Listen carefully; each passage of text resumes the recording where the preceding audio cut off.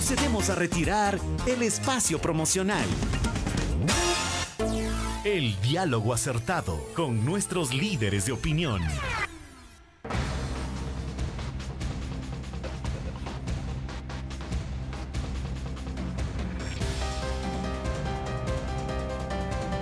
Estamos saludando ya con el doctor Cristian Villamarín, es docente de la carrera de Ingeniería Ambiental de la Universidad de las Américas, UDLA. Qué bueno tenerlo acá para conversar sobre este tema tan importante como es la declaración del río Machángara como sujeto de derechos. Pues el 5 de junio del 2024 el río Machángara fue declarado sujeto de derechos en un fallo, diríamos, histórico, pues se ordenó un plan de descontaminación siguiendo la sentencia del río Monjas, que ya existió, que incluye medidas para reducir la contaminación y soluciones sostenibles para el tratamiento de agua. ¿En qué situación se encuentra al momento este río que ha sido para nosotros un orgullo de muchos años para los quiteños? Y ahora, mire, se encuentra en malas condiciones. Qué gusto tenerlo acá. Bienvenido, buenos días. Muchas gracias, buenos días. Gracias por la invitación. ¿Cómo se encuentra al momento? ¿Cuál es la situación que se encuentra actualmente este río, doctor? Bueno, el río realmente está en unas condiciones muy malas, si hablamos a nivel, por ejemplo, de contaminación ambiental y de alteraciones ecológicas. Hay un sinnúmero de alteraciones que no solo tienen unas implicaciones a nivel de paisaje o a nivel de funcionamiento del río, sino a nivel ecológico, y también puede tener unas implicaciones a nivel de salud. Entonces, tiene muchos problemas que deben ser resueltos lo más pronto posible. ¿Qué se gana con esta sentencia? Bueno, lo que ganamos es, primero, que creo que las autoridades ya tienen una alerta, que es muy importante, y también que la sociedad se está implicando, y esa es una parte muy importante, ¿no?, para que este tipo de procesos funcionen y este tipo de sentencias sean también para un ejemplo para el resto de ciudades, porque no es el único caso, ¿no?, de ríos contaminados, sino todos los ríos que tienen una influencia urbana o que pasan por las ciudades tienen este tipo de problemas. Entonces es un punto de partida también. Esto más bien generar en todo caso conciencia, no solo en las autoridades, sino también en la comunidad, porque todos hemos destruido en algún momento este río. Sí, o sea, yo creo que ese es un buen punto de partida, como le digo, especialmente porque en el caso particular del río Machángara han sido muchas organizaciones sociales las que se han ido movilizando. Entonces yo creo que eso es un punto bueno de partida para que la gente también vaya sintiendo el río como suyo, como propio. Entonces muchas veces no es solo el hecho de un canal por donde pasa agua, sino también cuando empieza a recuperarse este tipo de elementos paisajísticos, tiene mucha capacidad, por ejemplo, para atraer a la gente. Cuando un río está recuperado, la gente se apropia de ese lugar y empieza a sentir lo propio. Ahora, nosotros vamos y nos acercamos a un río y ya solo el mal olor ya no nos llama a ir al río. Entonces, yo creo que eso es parte de lo que se debe ir ganando también y lo que puede implicar este tipo de sentencias. Doctor, usted nos decía y nos manifestaba cómo se encuentra ahora el río Machángara, pero ¿cómo afecta esta contaminación de este río al medio ambiente, a los seres humanos en la actualidad? Claro, o sea, nosotros tenemos que entender que un río es un lugar integral, ¿sí? Entonces, no solo podemos entender al río como el curso de agua, sino también todo el medio circundante, ¿no? Entonces, el tema es que nosotros utilizamos el agua para beber, para la industria y, por ejemplo, para la misma alimentación. Entonces, por ejemplo, nosotros ¿con qué regamos nuestros campos? Con el agua. ¿Y de dónde viene el agua del río? Si el río está contaminado, mucha de esta contaminación va a transferirse, por ejemplo, hay muchas enfermedades gastrointestinales, que por ejemplo me como una lechuga que no la cocino, y por ejemplo si tenemos coliformes fecales, después nos da una gastroenteritis, por ejemplo, por poner un ejemplo puntual. Y así hay muchos otros, como por ejemplo metales pesados que pueden ser absorbidos por las plantas, por ejemplo, y que puede también producir problemas de salud a mediano o largo plazo. Y eso es un elemento que no lo estamos considerando y que sí puede tener unas implicaciones de salud graves también. Y mire que se descuidó totalmente este río, porque si retrocedemos la historia, el tiempo, este era muy utilizado el agua para lavar, para muchas cosas. Pues en la actualidad, usted decía, lamentablemente la gente ya no puede ir ni acercarse al río por su mal olor. Sí, entonces sí es uno de esos problemas y también es un poco una mentalidad egoísta, porque, por ejemplo, Quito está arriba a los 2.800 metros nivel del mar, pero las cuencas hidrográficas van desde la zona alta hacia la zona baja. Toda la contaminación que nosotros estamos produciendo en la zona alta va hacia la zona baja. Y después, por ejemplo, el río Guayabamba, el Machángara, de la cuenca de Guayabamba y va a la cuenca de las Esmeraldas. Y mucha de la contaminación que nosotros estamos produciendo acá va a las zonas bajas. Y entonces es también una visión un poco egoísta de la población, ¿no? Y tenemos que entender esto. Ahora el río ya cuenta con esta protección legal y las autoridades pues tienen ya la obligación de garantizar su salud, su bienestar, y esto debe ser inmediato. Sí, a ver, debe ser inmediato y debe haber como por pasos. También entendemos que es un proceso complejo, no es rápido tampoco. ¿Cuánto duraría Hay estimaciones, se han llegar hecho a lo... planes, creo que de 15 años, por ejemplo, o Wow. más. Tenemos que entender que es un río urbano, que Quito es muy grande y tenemos un problema, por ejemplo, de que las aguas tanto industriales como de los hogares llegan muchas veces sin tratamiento al río. Entonces, tiene que ser por pasos, tiene que ir priorizándose, por ejemplo, los lugares donde debe haber más acciones de protección, por ejemplo, donde se pueden tomar más de este tipo de acciones de corrección de errores, ¿sí? Entonces, es un proceso largo que tiene que ser por pasos, tiene que haber una implicación de la ciudadanía, tiene que haber también una inversión de parte del gobierno, ¿no? Y entendemos que tampoco es culpa únicamente de del alcalde actual o del municipio que está actualmente Viene de años. dirigiendo, sino ha sido de muchos años, ¿no? Entonces, eso también es importante mencionarlo. Ahora, ¿cuáles serían las soluciones? Si usted dice que vamos a llevar unos 30 años para solucionar y tratar de ir solucionando este problema que tiene el río Machángara, pero si vamos con soluciones prácticas de a poco, ¿cómo se lo vendría realizando? Claro, esto tendría que ser, por ejemplo, primero de una manera puntual.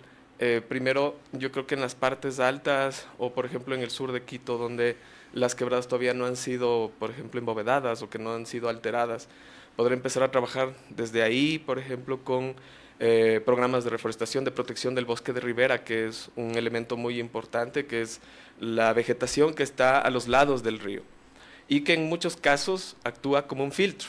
Entonces, por ejemplo, si tenemos agricultura o tenemos ganadería, los contaminantes, por ejemplo, que se utilizan, fertilizantes o contaminantes químicos que se pueden utilizar en la agricultura, ya no entrarían, se quedarían en el bosque de ribera, que actuaría como un filtro natural.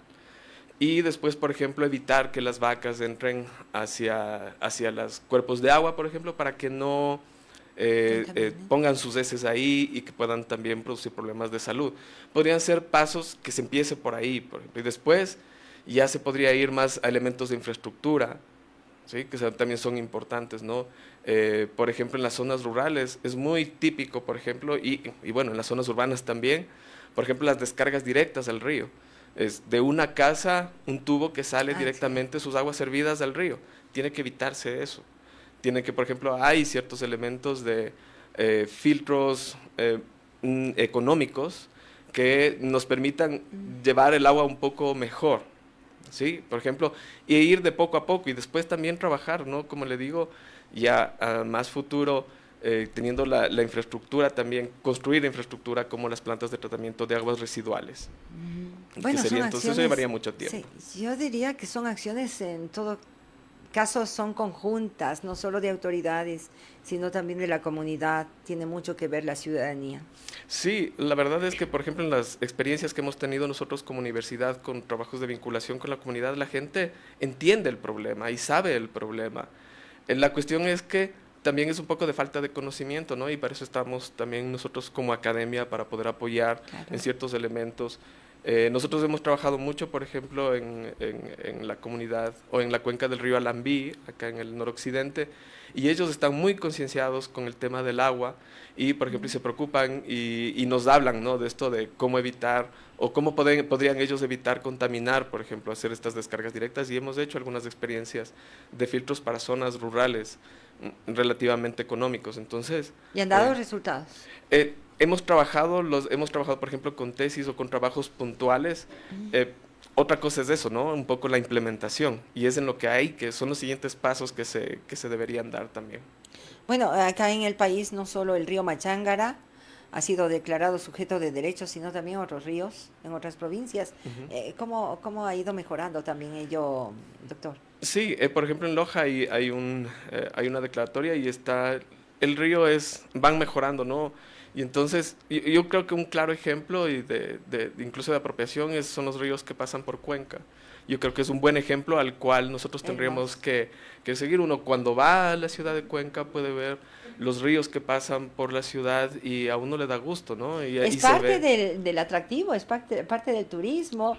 Ellos se sienten orgullosos de su río y es lo primero que a uno le indican, le dicen, miren, esto es parte nuestra. Sí, y yo he conversado de gente que vive en Cuenca y ellos me comentan, ¿no? Me dicen, no, yo cuando era niño iba allá a los ríos y me bañaba y entonces estas son cosas interesantes, ¿no? Porque, como les digo, ellos le sienten propio, no es aquí, yo creo que en Quito nadie se acerca a un río por obvias razones, pero, por ejemplo, ellos tienen una apropiación de ese elemento y ya lo entienden como un elemento urbano y eso es importante, ¿no? Entonces, este trabajo yo creo que deberíamos todavía trabajar aquí. Bueno, y la verdad es que el río Machángara cruza por el distrito metropolitano de Quito. Tenemos en La Marín, lo tenemos en el sur, lo tenemos en varios sitios que también pueden ser y son turísticos y son muy visitados por nuestra gente. Sí, incluso hay una experiencia en la Quebrada Ortega, al sur de Quito, que la gente se organizó e hizo un parque bonito, y nosotros también trabajamos como universidad con ellos en algún momento, y es bonito ver cómo la gente se va apropiando, ¿no? Todavía había que mejorar muchas cosas, tenían todavía descargas, no era el agua todavía de una calidad muy buena, óptima. Pero, por ejemplo, al menos los elementos paisajísticos laterales, y la gente iba, paseaba, y son cosas que uno se puede ir mejorando poco a poco. Bueno, la academia también tiene mucho que ver en ello. Porque ustedes son quienes aportan también con conocimientos, con la organización de la sociedad, para que también se movilicen.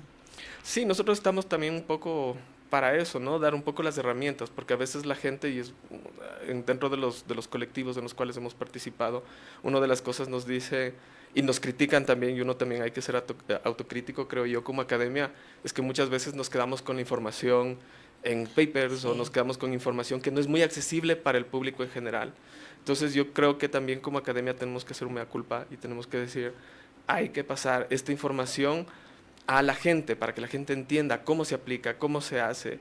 Y yo creo que ese es el punto flaco que todavía tenemos y que tenemos que ir mejorando nosotros, pero para eso estamos, ¿no? Y por eso se ha trabajado. Por ejemplo, nosotros con Rescate Río San Pedro hemos hecho, como academia, hemos apoyado en algún sentido. Entonces, yo creo que también tenemos que ir trabajando por ahí. Ahora, ¿cómo van a contribuir también con el río Machángara?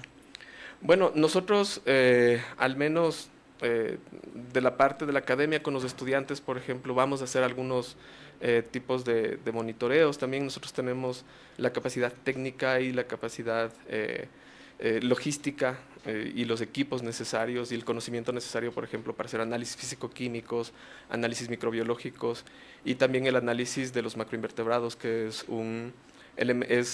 una herramienta que nosotros usamos como ecólogos acuáticos para poder evaluar la calidad de los ríos. Entonces nosotros también, esa es una de las partes, elementos esenciales que deberíamos ir mejorando, porque de esa forma nosotros podemos ir monitoreando cómo el río va mejorando o va empeorando, ¿no? Entonces eso se utiliza a nivel mundial. Nosotros hemos desarrollado unas herramientas, unos índices que nos permiten a nosotros evaluar este tipo de organismos, los macroinvertebrados acuáticos, y nosotros podemos decir el río está mal, el río está bien. Entonces, dentro de la academia, nosotros como universidad podríamos apoyar con este tipo. Hemos trabajado en algunos ríos, ¿no? Entonces, ya tenemos información, también investigación, y hay varios años que vamos trabajando en los ríos del distrito metropolitano, y entonces nosotros vamos desarrollando esa información que a la larga vamos a ver si es que las acciones que se tomen, el tomador de decisiones o que haga la sociedad civil, las acciones que se tomen en el río puedan ir mejorando y ver cuáles, si son efectivos, si no son efectivos y cómo nosotros podemos ir corrigiendo. Sí, hay que hacer el seguimiento, sobre todo, doctor, porque hoy tenemos esta sentencia, mañana nos podemos olvidar y qué va a pasar luego. Entonces Claro. hay que hacer el seguimiento respectivo, si va a durar tantos años, pero sí de a poco podemos lograrlo. Y esto en unión de toda la comunidad. Hay lamentablemente ríos hermosos en nuestra provincia de Pichincha, en todo el país, pero nosotros somos los que no cuidamos, los seres humanos. Tenemos a una cuadra los basureros donde podemos depositar los restos de basura, pues sin embargo lo hacemos en el río. Hay mucha gente que lo hace, lamentablemente, pues de la industria, muchos también depositan en los ríos. ¿Y qué va pasando? Se van hasta secando los ríos, se van acumulando de basura. Luego vienen los problemas que hemos tenido de inundaciones, doctor, y por estas causas, a más de perder estos ríos tan hermosos que tenemos, donde contaminamos constantemente, pues luego tenemos los problemas que nos hemos quejado en estos últimos meses. Sí, es lamentable, ¿no? Y nosotros hemos tenido como una visión del río como un sumidero, y ese es uno de los problemas de la mentalidad de la gente. Es algo en lo cual hay que ir trabajando, pero también es necesario algunos elementos de control. Entonces, si yo no multo, por ejemplo, es también un poco difícil de que esto siga sucediendo. Debería haber una mejor gestión de residuos, por ejemplo. En zonas rurales muchas veces los carros recolectores no llegan a ciertas zonas, entonces la gente a veces se ve obligada a poner la basura donde la pone, ¿no? Y eso implica contaminación. Hemos encontrado en los estudios que hemos realizado, una compañera nuestra, y que es quien es la experta de los ríos, especialmente del DMQ, que lleva varios años estudiando los Blancarríos. Ella, por ejemplo, encontró microplásticos en ríos limpios, en ríos donde no debería haber contaminación, y muchas veces tiene que ver por acción del viento, por mala disposición de los residuos, bolsas que llegan a las aguas y que contaminan.